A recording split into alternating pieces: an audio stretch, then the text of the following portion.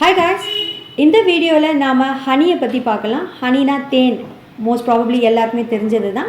But இன்னும் டீட்டெயில்டாக இந்த வீடியோவில் நம்ம பார்க்கலாம். ஹனி ஒரு பிசுபிசுப்பான இனிப்பு மிகுந்த ஒரு விஸ்கஸ் லிக்விட்னு சொல்லலாம்.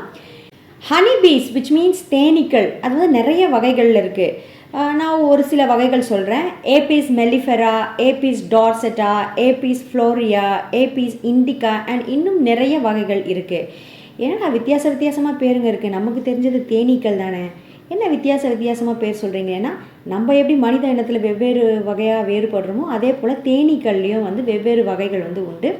இந்த தேனீக்கள் எல்லாம் அப்பிடே ஃபேமிலியை வந்து சேர்ந்தது. தேனீக்கள் பரவலாக வந்து எல்லா இடத்துலையும் இருக்கும். குறிப்பாக ரொம்ப அபண்டண்ட்டாக இருக்கிற இடங்கள் பார்த்திங்கன்னா Africa, India, Jamaica, Australia, California, Chile, Great Britain, New Zealand போன்ற இடங்களில் அபரிவிதமாக தேன் இருக்கும்.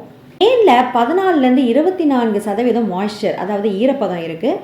டெக்ஸ்ட்ரோஸ் வந்து 23லேருந்து 36% இருக்குது. டெக்ஸ்ட்ரோஸ்னால் எங்கேயோ கேள்விப்பட்ட மாதிரி இருக்கும் உங்களுக்கு, நானே சொல்கிறேன். பேஷண்ட்ஸோட உடம்புல வந்து நீர் சத்து மற்றும் கார்போஹைட்ரேட்ஸ் வந்து குறைவாக இருந்ததுன்னா இந்த டெக்ஸ்ட்ரோஸை ஸ்டெரைல் சொல்யூஷனாக வந்து இன்ஜெக்ட் பண்ணுவாங்க. ஸோ இது நேச்சுரலாக வந்து தேனில் இருக்குது. தென் லெவிலோஸ், அதாவது ஃப்ரக்டோஸ், இது வந்து 30லேருந்து 47% வரைக்கும் இருக்குது. ஃப்ரக்டோஸ் எதில் இருக்குதுன்னு பார்த்தீங்கன்னா ஃப்ரூட்ஸில், பழங்களில் இருக்குது. இதுவும் ஒரு வகையான கார்போஹைட்ரேட் தான். தென் சூக்ரோஸ், இது 0.4லேருந்து 6% வரைக்கும் இருக்குது. இது ஒரு நேச்சுரல் சுகர்னு சொல்லலாம் அண்ட் இதுவும் ஒரு வகையான கார்போஹைட்ரேட். டெக்ஸ்ட்ரின் அண்ட் கம்ஸ், இது வந்து 0 to 7% வரைக்கும் இருக்குது. இதுதான் வந்து தேனுக்கு வந்து பிசுபிசுப்பு தன்மையை வந்து கொடுக்குது. அதே போல் சாம்பல் சத்தும் 0.1 to 0.8% வரைக்கும் இதில் இருக்குது.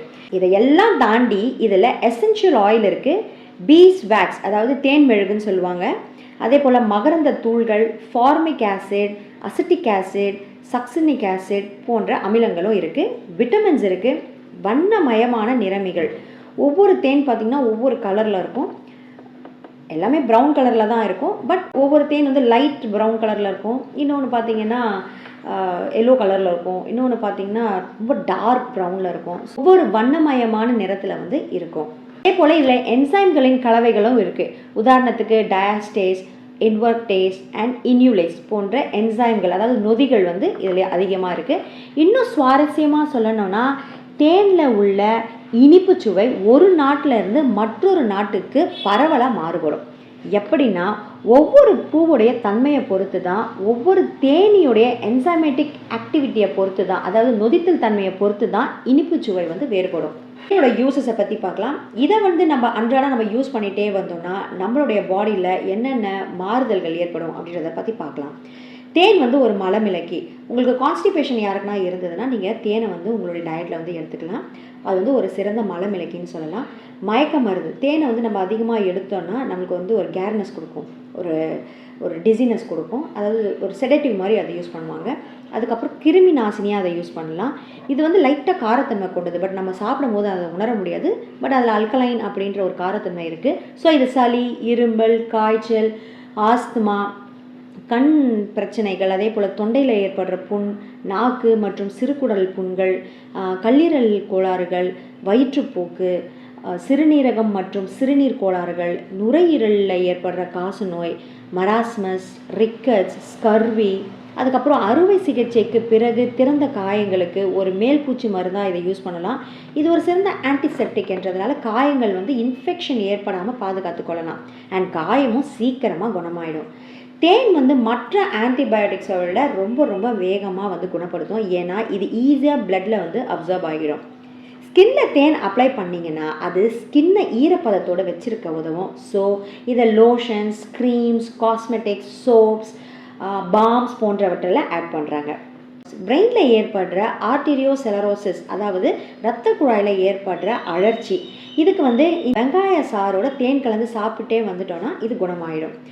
குழந்தைகள், நோயில் இருந்து குணமடைஞ்சவங்க, கேன்சர் நோயாளிகள், அப்புறம் டயபெட்டிக் பேஷண்ட்ஸ், ஊனமுற்றோர்கள் போன்றவங்கெல்லாம் தேனை எடுத்தாங்கன்னா அவங்களுடைய இம்யூனிட்டி வந்து நல்லாவே பூஸ்டப் ஆகும். கண்ணை பாதுகாக்கிற ஒரு நல்ல மருந்துன்னு சொல்லலாம். இப்போ தான் வந்து நம்ம ஐ ட்ராப்ஸ்லாம் யூஸ் பண்ணுறோம். அந்த காலத்தில் வந்து கண்ணில் யாருன்னா எதனா பிரச்சனை ஏற்பட்டதுன்னா கண்ணில் தேனை தான் வந்து அப்ளை பண்ணுவாங்க. இன்னொரு விஷயம் நான் சொல்கிறேன். இந்த ஏபிஸ் மெல்லிஃபெரா அப்படின்ற ஹனிபி அதோடைய தேன் கூட்டில் இருந்து தேனை வந்து சேகரித்து அதை ஐசோலேட் பண்ணாங்க.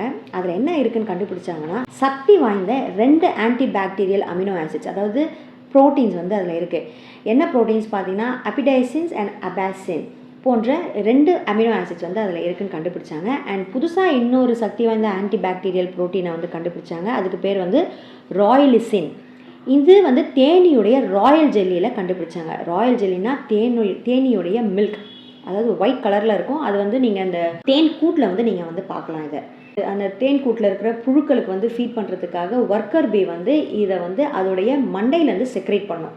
ஸோ இதில் வந்து அதிக விதமான ரொம்ப சக்தி வாய்ந்த ப்ரோட்டீன் இருக்குன்றதையும் கண்டுபிடிச்சிருக்காங்க.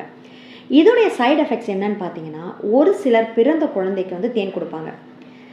அந்த காலத்தில் வந்து பிறந்த உடனே குழந்தைங்களுக்கு வந்து ஃபஸ்ட்டு வந்து இனிப்பு தான் கொடுக்கணும் அப்படின்றதுக்காக தேனை வந்து கொடுக்கறது வழக்கமாக வச்சுருந்தாங்க. இந்த மாதிரி அப்போ கொடுத்துட்டு இருந்தாங்க. பட் இப்போ வந்து கிடைக்கிற தேன் வந்து எதுவுமே வந்து ஃப்ரெஷ்ஷானதாகவும் இல்லை, அண்ட் மார்க்கெட்டில் இருக்கிற தேன் எதுவுமே ஒரிஜினலும் கிடையாது. ஒரிஜினல் தேன் வந்து ரொம்ப ரொம்ப காஸ்ட்லியானது. இப்போ கிடைக்கிற இப்போ எங்கேயுமே வந்து ஒரிஜினல் தேன் கிடையாது. அது இந்த மலைகளில் போய் நம்ம வாங்கினா மட்டும்தான் உண்டு. இன்ஸ்டண்ட்டாக சுகர் சிரப்பை வந்து அந்த ஹனி கோமில் வந்து ஆட் பண்ணி சம் ஃப்ளேவர்ஸ்லாம் ஆட் பண்ணி இப்போ அடல்ட்ரேட் பண்ணி அதை கொடுக்குறாங்க. பட் அது ஒரிஜினல் கிடையாது. பட் ஒரிஜினலே கிடைச்சா கூட அது ஃப்ரெஷ்ஷான தேனாக இருக்காது. ஸோ ஃப்ரெஷ்ஷான தேனாக இல்லாத போது அதில் வந்து கிளாஸ்ட்ரிடியம் போட்டுலினியம் ஸ்போர்ஸ் வந்து இருக்கும். இது வந்து ஒரு வகையான பாக்டீரியா. இது பாப்பாவுடைய சிறுகுடலில் பாய்சனிங்க்கு வழிவகுக்கும். ஸோ ஜஸ்பார்ன் பேபிஸ்க்கு வந்து தேன் கொடுக்காதீங்க. உங்களுக்கு என்னுடைய கண்டென்ட் பிடிச்சிருந்ததுன்னா ஒரு லைக், ஒரு சப்ஸ்கிரைப் பண்ணுங்கள். கூடவே பெல் ஐக்கானை ப்ரெஸ் பண்ணுங்கள். உங்களுக்கு அப்போ தான் நான் போடுற அடுத்தடுத்த வீடியோஸ் வந்து அப்டேட் ஆகிட்டே இருக்கும். தேங்க்யூ.